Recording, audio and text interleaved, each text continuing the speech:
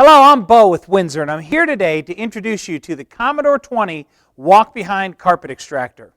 The Commodore 20 has a 20-gallon solution tank, a 20-gallon recovery tank, and is the perfect extractor for applications such as hospitality, education, healthcare, and government accounts. Let's begin by taking a look at the components on the Commodore 20. At the front of the machine, you'll find a 20-gallon solution tank that can be accessed by simply lifting this cover. At the top of the machine, you'll find the dome that covers the 20-gallon recovery tank. To access the dome, simply unplug the hose. The dome then lifts off. Please note that this filter actually contains the float shutoff mechanism.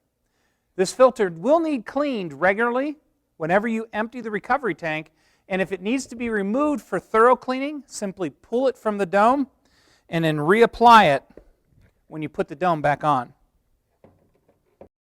On your Commodore 20 near the front of the machine, you'll find the inline water filter. This water filter will need to be maintained on a weekly or bi-weekly basis. To maintain it, simply unscrew it, remove the mesh filter, and clean both the cap and the mesh filter. To reapply it, insert the mesh filter into the bottom of the cap and screw the cap back on. Be sure that when you're tightening it back up that you do not over-tighten it. It should just be hand-tightened. The Commodore 20 has dual jets. To access the jets from either side of the machine, simply reach in, give them a quarter turn counterclockwise, and they come out for cleaning and maintenance. To clean and maintain your jets, do not stick anything into the orifice. Simply soak the jets overnight in a solution of water with an ounce or two of vinegar. When it's time to reapply the jets, simply put them into position, give them a quarter turn clockwise, and they're perfectly aligned. On the back of the Commodore 20, you'll find the panel with the controls that operate the machine. This bar engages the drive mechanism on the machine. This button turns on the vacuum. The speed is controlled right here, and the brush is activated with this switch. When discussing speed, it's very important. You don't want to be pushing the machine, nor do you want to be running after it. You want to be at a comfortable walking pace, as with any carpet extractor. You'll also find at the bottom of the panel the circuit breakers for the entire machine. The power cord on the Commodore 20 has a twist lock so that it does not come apart during cleaning.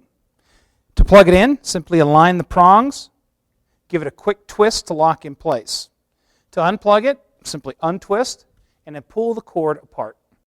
Below the control panel, you'll find the handle that raises and lowers the brush deck. The handle operates inside of a channel that resembles an upside-down J. To lower the deck, simply pull up, out, and drop the deck down. To raise the deck, you'll pull up and push over to the right and drop it back into its resting position. Also at the back of the Commodore 20, you'll find the dump hose for the recovery tank, as well as the dump hose for the solution tank. On the hose for the solution tank, you'll also find this white PVC piece. To configure your Commodore 20 for use with an external wand or a hand tool, simply remove the vacuum hose, plug the PVC coupler in, and you can now hook up the external vacuum line. Your solution line will hook up right here. Adjusting the brush height on the Commodore 20 is a simple procedure. For purposes of this video, we're going to remove the vacuum hose from the vacuum shoe so that you can see how the adjustment works. In the field, you'll not need to remove the vacuum hose. With the vacuum shoe in the up position, press down on the vacuum shoe, and you can now turn this knob. Below the knob is a circle that has different height cutaways in it. The deeper the cutaway, the deeper the brush penetrates the carpet. Once you've got the handle positioned over the cutaway that has the appropriate height you want, simply release the vacuum shoe, and when you drop the vacuum shoe, the brush will be adjusted. One of the unique features on the Windsor Commodore 20 is the vacuum shoe. In having a vacuum shoe that's 18 inches wide, One of the challenges is to get even pickup all the way across that area. Our engineers at Windsor solved this by incorporating these 3 areas into the vac shoe. That splits the airflow and gives consistent pickup across the entire vacuum shoe. To prepare your Commodore 20 for use, you'll need to fill the 20-gallon solution tank with water and then add chemical. Be sure to measure the chemical accurately so that you don't overuse it. This will save you time in the long run, as putting more chemical in the carpet just makes more work for you. When you're finished using your Commodore 20, it's time to empty the recovery tank and get the unit ready for storage. Empty the recovery tank by removing the hose and dumping your recovery tank.